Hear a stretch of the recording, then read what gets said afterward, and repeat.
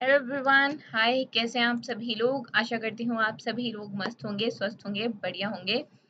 और जैसा कि हम जानते हैं, आज है 16 तारीख। तो आइए आज के कुछ करंट अफेयर के क्वेश्चंस देख लेते हैं। उससे पहले देखो, 16 तारीख को हम इंटरनेशनल डे तो मुझे नहीं मिला, 2 डेज मिले। That is save the elephant day, मतलब एलिफेंट्स के प्रति, एलिफेंट्स को बचाने के लिए उनके प्रति सद्भावना रखते हुए हम ये डे ऑब्जर्व करते हैं 16 तारीख को, 16 अप्रैल को। और वर्ल्ड वॉइस डे, ठीक है, वर्ल्ड वॉइस डे भी हम 16 अप्रैल को ऑब्जर्व करते हैं। इस बार का जो मोटो थीम थी वो है रेजोनेट, एजुकेट एंड सेलिब्रेट। ठीक है, रेजोनेट, एजुकेट एंड सेलिब्रेट। तो चलो आओ क्वेश्चंस पे मूव करते हैं। एंड 51वां नेशनल विमेन कैरम चैंपियनशिप 2024 की किसने जीती है? देखो, ये कई बार से, कई सालों से, even 12 consecutive she won, and the name is Rashmi Kumari. ठीक है, Rashmi Kumari ji basically chief manager हैं oil and natural gas corporation में, ओएनजीसी में। And third time world championship भी है ये। ठीक, इन्होंने record, she has a record of 12th national women singles title, that is for Rashmi Kumari. And ये जो चैंपियनशिप है ये मध्य प्रदेश कैरम एसोसिएशन द्वारा इसको ऑर्गेनाइज किया गया था। मेंस की बात करें तो मेंस में के श्रीनिवास जो हैं उन्होंने एस आदित्य को हराया था। उसके बाद ही वॉन। ठीक है, अब के श्रीनिवासन जीते एंड एस आदित्य को हराया। अब हमने बात की कि रश्मि कुमारी जो हैं वो जीती हैं। किसको हरा के जीती हैं? के नगर ज्योति को हरा के जीती हैं। ठीक है, चैंपियनशिप जो है ये जो पेट्रोलियम स्पोर्ट प्रमोशन बोर्ड है, पीएसपीबी के द्वारा ये स्पॉन्सर की गई थी। एंड सिनको कैरम कंपनी के सहयोग के साथ this has been sponsored. 270 237 men थे, 174 विमेन थी। ये पार्टिसिपेंट्स थे बेसिकली 12 इंस्टीट्यूट से और 27 स्टेट से।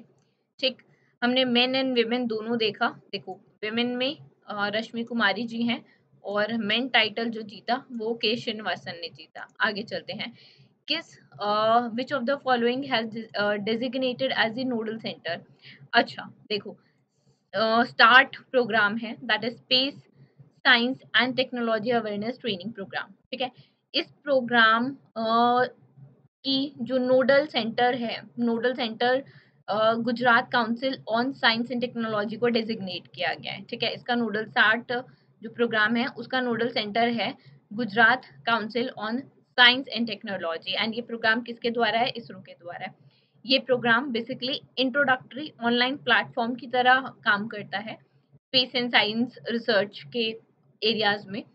इस प्रोग्राम के अंतर्गत जो गुजरात काउंसिल होगी, जो Gujarat council on science and technology, ये लाइव क्लासेस कंडक्ट करेंगे, और जो ये लाइव क्लासेस होंगी, ये जो चीज़ें चलेंगी नॉलेज फैलाने के लिए, नॉलेज का विस्तारण करने के लिए ये बेसिकली करा जाएगा।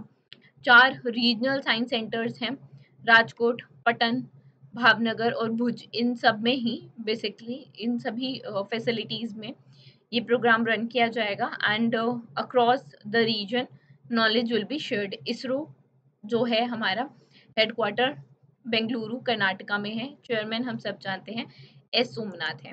आगे चलते हैं। कौन सी एंटिटी है जिसने हाल ही में साइन किया है एमओयू? एमओयू किसके साथ साइन किया है? CSIR IMMT के साथ। ठीक है, किसने साइन किया है बेसिकली हमें ये बताना है। देखो, खनिज विदेश इंडिया लिमिटेड ने साइन किया है। ठीक, खनिज विदेश इंडिया लिमिटेड ने MOU साइन किया है। CSIR IMMT, दैट इज आपका council of scientific and industrial research, institute of mineral and material technology ने टेक्निकल एंड नॉलेज कॉपरेशन के लिए मिनरल्स में, बेसिकली क्रिटिकल मिनरल्स जो होते हैं उसमें टेक्निकल एंड जो नॉलेज कॉपरेशन है उसके लिए एमओयू साइन किया। इस एमओयू के तहत जो खनिज विदेश इंडिया लिमिटेड है, कबल है, they will use the technical expertise, जो टेक्निकल एक्सपर्टीज है वो यूज करेंगे, सर्विसेज यूज करेंगे जो CSIR द्वारा प्रोवाइड की जाएगी इस प्रोजेक्ट के अंदर।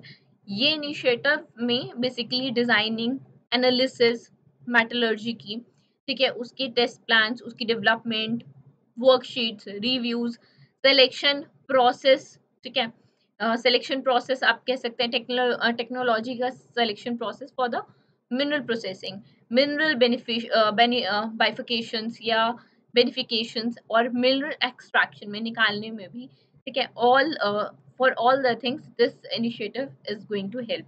खनिज विदेश इंडिया लिमिटेड कबिल की बात करें तो नई दिल्ली में ही हेडक्वार्टर है, चेयरमैन है श्रीधर पटरा, ठीक है।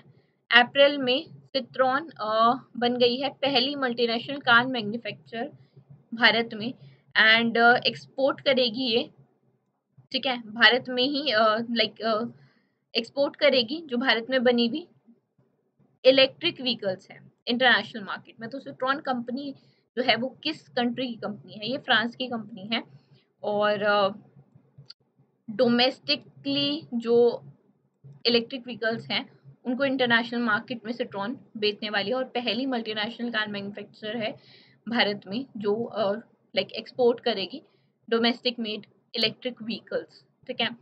सिट्रॉन ने अपना जो एक्सपोर्ट है वो 500 यूनिट से स्टार्ट किया था मेड इन इंडिया के तहत।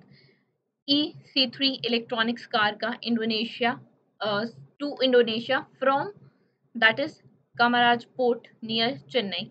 जो मूव है that align with Citroen global ambition of democratizing electric mobility to increase the adoption of sustainable and clean modes of transportation। ये जो these electric vehicle is basically crafted with modern design and innovation, and it offers 320 kilometers range that is certified by AI MIDC, along with 100% DC fast charging and 15 AMP home charging option is also available for the convenience। 13 exterior colour combination में है, 47 customization option भी available हैं। आगे चलते हैं, पहला world art day. देखो ये वर्ल्ड आर्ट डे ना 15th को था, ठीक है, 15 अप्रैल को था, and I think I have missed it, right. तो अभी I thought to cover it, ठीक। ये 15 अप्रैल को था वर्ल्ड आर्ट डे। तो पहला वर्ल्ड आर्ट डे कब ऑब्जर्व हुआ? ये 2012 में ऑब्जर्व हुआ था पहला वर्ल्ड आर्ट डे, ठीक है। और किसकी याद में हम वर्ल्ड आर्ट डे को सेलिब्रेट करते हैं? नन अदर देन लियोनार्डो दी विंची की बर्थ एनिवर्सरी के तौर पे हम वर्ल्ड आर्ट डे को सेलिब्रेट करते हैं। आगे चलते हैं, अप्रैल में ही मिनिस्ट्री ऑफ डिफेंस ने एक टेंडर इशू किया जिसकी वर्थ है 65,000 करोड़ की। किसको? हिंदुस्तान एरोनॉटिकल लिमिटेड को ये टेंडर इशू हुआ फॉर द परचेज ऑफ 97, ठीक है। क्वेश्चन इज कि कितने LCM mark A1 IA fighter aircraft को मैन्युफैक्चर करने के लिए ये टेंडर पास हुआ? तो द आंसर इज 97, ठीक है। मिनिस्ट्री ऑफ डिफेंस ने टेंडर इशू किया 65,000 करोड़ का हिंदुस्तान एरोनॉटिक्स लिमिटेड को for the purchase of 97 light combat aircraft marked 1A fighter aircraft manufacture होंगे जो भारत में। This is to be the largest order जो अभी तक मिलिट्री हार्डवेयर के तौर पे मिला होगा इंडियन गवर्नमेंट को कभी भी, एंड जो प्रोग्राम है this will help the Indian air force to replace its MiGs that is MiG 21S 23S 27S जो भी पहले फेज आउट होंगे या फेज आउट होने के लिए आगे भी फ्यूचर में सेट है। लाइट कॉम्बैक्ट एयरक्राफ्ट की बात करोगे तो एडवांस वर्जन है काफ़ी तेजस से, ठीक है। तेजस का ही एडवांस वर्जन आप इसको कह सकते हैं। It has more advance radars than the one that is being used, right. चलो आगे चलते हैं, नेक्स्ट देखते हैं। इंडिया की GDP ग्रोथ बतानी है फॉर द कैलेंडर ईयर 24 जैसा मूडीज एनालिटिक्स में बताया गया। मूडी एनालिटिक्स के अनुसार इंडिया की GDP जो ग्रोथ प्रिडिक्ट की गई है वो 6.1 की गई है, ठीक है। 6% थी मार्च 23 में, एंड 1.1% से ग्रू टू 6.1% इन 24, ठीक है। एंड अगर बात करें मूडी रिपोर्ट की, इट ऑल्सो स्टेट्स कि जैसे चाइना और जापान है, they are held back by weak domestic demand, और जो परफॉर्मेंस है इंडिया की और आशियान इकोनॉमिक्स की, it is flattered by a delay of post pandemic rebound. आगे चलते हैं। Bank of Tokyo Mitsubishi UFJ will acquire कितने percent stake in HDB finance services. HDB finance services जो है ना, ये एक non banking subsidiary HDFC bank की, और इसका वैल्यूएशन जो गया है वो 9 से 10 बिलियन US डॉलर गया है, और इसका जो स्टेक है वो परसेंटेज में है 20%। ठीक है, तो you can say bank of Tokyo Mitsubishi financial group, जो वर्ल्ड का second largest bank holding company है, 20% स्टेक अक्वायर करेंगे HDB फाइनेंशियल सर्विसेज में, HDFC बैंक की जो सब्सिडरी है। ठीक है, and currently it owns 95% of, जो HDFC है it owns 95% of HDB financial services, and जो रिमेनिंग 5% है वो एम्प्लॉय स्टॉक ओनरशिप प्लान के अंदर they are held by the employees. ठीक है, जब कोई कंपनी खड़ी होती है, जनरली क्या होता है, जो उसके इनिशियल एम्प्लॉयज होते हैं दे हैव द शेयर्स। ठीक है, तो 5% जो शेयर्स हैं वो एम्प्लॉयज के पास हैं HDFC बैंक के। Acquisition will be executed at a valuation of around 5 times the book value of HDB Financial Services, and HDB Financial Services is basically expected to fetch a valuation of range जो बताई गई 9 billion to 12 billion। ठीक है, during the upcoming IPO initial public offering. कौन appoint हुआ है member of UGC? ठीक है, यूनिवर्सिटी ग्रांट कमीशन के मेंबर के तौर पे 3 साल के लिए किसे अपॉइंट किया गया है? सच्चिदानंद मोहंते को अपॉइंट किया गया है 3 साल के लिए। ठीक है, प्रोफेसर हैं, हेड हैं डिपार्टमेंट ऑफ इंग्लिश के यूनिवर्सिटी ऑफ हैदराबाद में, एंड बाकी मेंबर भी हैं आशीष कुमार चौहान, देन श्रीधर वेम्बू, और श्रीधर वेम्बू के अलावा शशिकाला गुलाबराव, और ये VC हैं national institute of education planning and administration में। एंड ये टोटल जो अपॉइंटमेंट हुई हैं दैट इज दीज 3 एंड सिद्धांत मोहंत्रे। तो UGC का जो टोटल नंबर ऑफ पीपल है वो पहले 4 थे, जो मेंबर्स हैं टोटल मेंबर वो 4 थे, अब इट कम टू 8 क्योंकि 4 अपॉइंटमेंट्स हुई हैं और 4 पहले से थे। जगजीत पवादिया री इलेक्ट हुए हैं to the to the International Narcotics Board INCB for which term?